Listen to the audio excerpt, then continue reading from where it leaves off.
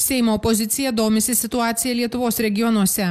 Pasak Seimo biudžeto ir finansų komiteto pirmininko pavaduotojo Algirdo Butkevičiaus, daugelį regionų pastebėta, kad smulkiai verslininkai labai stengiasi išsaugoti veikiančias įmonės, ieško būdų plėsti verslą. Teko susitikti su daugeliu įmonių darbuotojais, teko apsilankyti Plungės Jonio įmonėje ir ten buvo susitikimas su akcininkais, bendradarbiais ir tikrai matosi, kad žmonės tiesiog turi tam tikrą viziją, kaip išgyventi šiuo sunkiu ekonominiu laikotarpiu. Taip pat buvo apsilankyta Plungės ligoninėje bei OKZ gamykloje ir teko kalbėti su darbininkais toje gamykloje.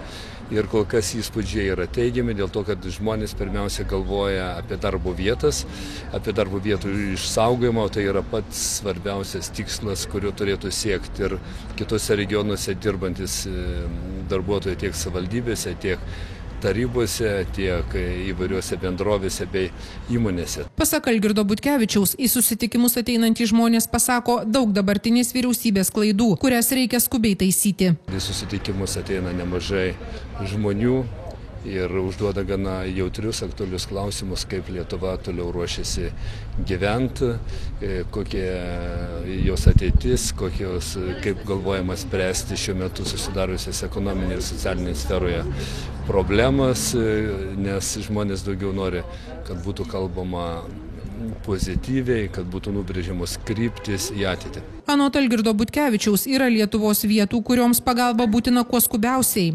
Žurnalistai tokius regionus jau įvardino juodosiomis nedarbo skylėmis. Algirdas Butkevičius sako, kad šiomis labai skaudžiomis problemomis turėtų susirūpinti ir prezidento institucija. Pirmiausia, turi būti visos įmonės identifikuotos ir turi būti žinoma tiek vyriausybė, tiek savivaldybėms, kur yra didžiausia grėsmė iškilusi dėl nedarbo ir ten turi būti numatyti prioritetai ir aš pats, jeigu būčiau tuose prezidento pareigose, tai tikrai tai būtų vienas iš pirmųjų tikslų įgyvendinant ir sprendžiant šią problemą.